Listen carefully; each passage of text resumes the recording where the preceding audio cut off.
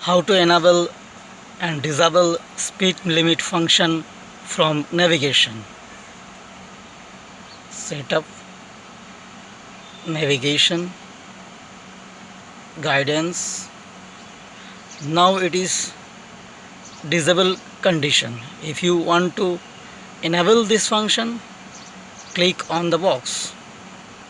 Now it is enable.